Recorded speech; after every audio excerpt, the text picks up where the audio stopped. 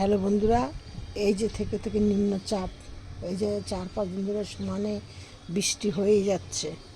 মানে এতে গাছের গোড়ায় মানে কি আমি সার দিচ্ছি বা কি করছি, কোনো রাসায়নিক সার ব্যবহার করছি না। কিন্তু রাসায়নিক সার ব্যবহার না করে আমি কী ধরনের গাছে সার দিচ্ছি এবং ফাঙ্গিসাইড যাতে মানে সৃষ্টি না হয়, কোনো পোকা মাকড় যেন না হয়, কোনো ধরনের লেদা পোকা বা শামুক কিছু কেল্লাই না হয়, বা এই সমস্ত যাওয়া গাছ ঝিমিয়ে পড়া, গাছের পাতা হলুদ হয়ে যাওয়া, গাছের গোড়া নষ্ট হয়ে যাওয়া, এইসব সব কিছুর মূলে এই একটি সার ব্যবহার করব। এই সারটি ব্যবহার করে দেখুন, আশা করি আপনাদের গাছের কোনো রকম কোনো সমস্যা হবে না। এই নিয়ে আমি আজকে এই ভিডিওটি করছি, মানে আমি করেছি সেটা আমি আপনাদের সাথে শেয়ার করছি। দিয়ে আপনারা করে দেখবেন, আপনারা নিশ্চয়ই উপকার পাবেন। আমার গাছগুলো দেখুন। আমি চাম্পাস ব্লগ থেকে ভিডিওটি করছি। আমি চম্পা বলছি। আমার এই ভিডিওর বিষয়বস্তু হলো টবের গাছ নিয়ে।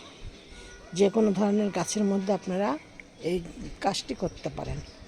কিন্তু মানে আমি আমার বাগানে যে দেখুন, দেখতে পাচ্ছেন তো কী কী গাছ আছে।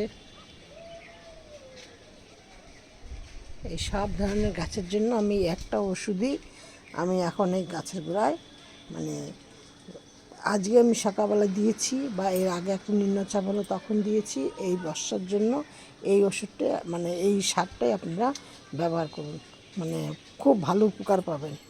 দেখুন, করে দিয়ে ব্যবহার করে নিয়ে দেখুন, যদি উপকার না পান তখন আমাকে বলবেন। আমি আপনাদের সাথে 100% গ্যারান্টি দিতে পারি যে আপনারা উপকার পাবেনই। এবার বলছি কি, আমি আজ ভিডিওটা একদম বড় করব না, কারণ বৃষ্টি হচ্ছে, মেঘের অবস্থা খুব মানে খারাপ। তাই এবার বলছি এই মানে কি কি আমি দেই। আমি প্রথমে একটা পাত্রের মধ্যে 8-10টা মানে এতগুলো গাছ, দেখুন অনেকগুলো গাছ, তো এই যে এর গাছের পাতাগুলো দেখেছেন কত সুন্দর, একদম সতেজ। এই দেখুন, আমার এতগুলো গাছের জন্য আমি প্রথমে বেশ বড় বড় ভালো বেশ সাইজের অ্যালোভেরা ডাল নিয়েছি 7-8টা। সেইটাকে সম্পূর্ণ একদম কুচো কুচো কুচো কুচো করেছি। করে নিয়ে তার মধ্যে আমি দিয়েছি মাঝারি সাইজের 2টো রসুন, আর দিয়েছি মাঝারি সাইজের 2টো পেঁয়াজ, আর দিয়েছি 100 গ্রাম আদা, আর 100 গ্রাম রসুন, এই হলুদ, কাঁচা হলুদ। এইগুলোকে সব আমি একসাথে মিক্সড করেছি। ও আর মাঝারি সাইজে 2টো লেবু দিয়ে নিয়ে এগুলোকে একসাথে মিক্সড করেছি। মিক্সড করে তার মধ্যে দিয়েছি কফি পাউডার, ওই 5 টাকা দামের যে প্যাকেটগুলো থাকে কফি পাউডারে, এইগুলো দিয়ে নিয়ে ভালো করে এগুলোকে আরেকটা মানে ছেঁকে নিয়েছি।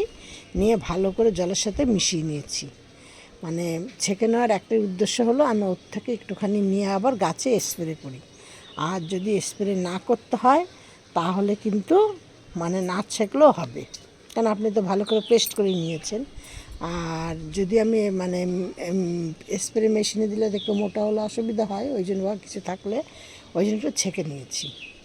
দিয়ে সব গাছের গোড়ায় কিছুটা কিছুটা করে দিয়ে দিয়েছি। ঠিক এইটা এখন সামনে বর্ষাকাল, বর্ষা যাতে গাছের কোনো রকম কোনো মানে অসুবিধা না হয়,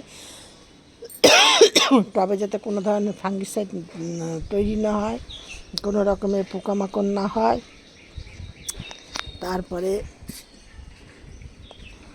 কোনো ধরনের ধরুন মিলিবাগ, লেদা পোকা এইসব যাতে সৃষ্টি না হয়, এই জন্য আমি এইগুলো সব দিয়ে গাছের গোড়ায় ভালো করে দিচ্ছি।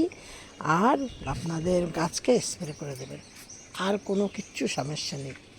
কারণ এই সময় গাছে খুব টবের মাটি সবসময় ভেজা থাকে, ভেজা থাকার জন্য এই দেখুন যা আমার এই যে গোলাপ গাছের ডালটা মারা গেল।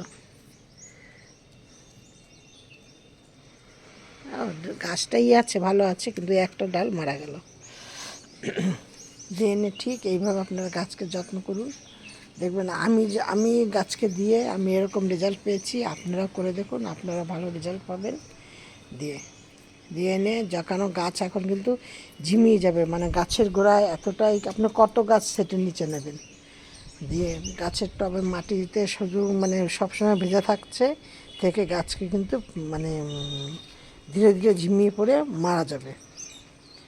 এই জন্য আপনাদের এই কাজগুলো করা অবশ্যই দরকার। এইগুলো দিন, দিয়ে দেখুন।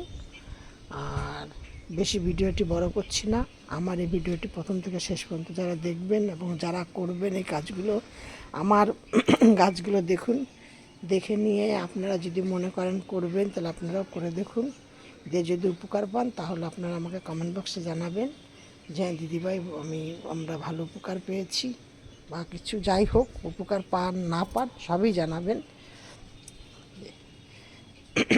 সব ভিডিওর মতো বলছি, আমার ভিডিওটি প্রথম থেকে শেষ পর্যন্ত দেখবেন, দেখে নিয়ে যদি আপনাদের ভালো লাগে বা এই কাজটা করে যদি আপনাদের ভালো উপকার পান তাহলে সবার মধ্যে শেয়ার করে দেবেন। আর একটি কমেন্ট, নতুন বন্ধুদের বলছি একটি সাবস্ক্রাইব করবেন, পাশের বেলটি বাজিয়ে অল করে রেখে দেবেন যাতে পরবর্তী ভিডিও ছাড়ার সাথে সাথে আপনাদের কাছে মানে নোটিফিকেশান পৌঁছিয়ে যায়। আর সব ভিডিওর মতো বলছি, আপনারা সব ভালো থাকুন, সুস্থ থাকুন, নেক্সট ভিডিও আবার করব।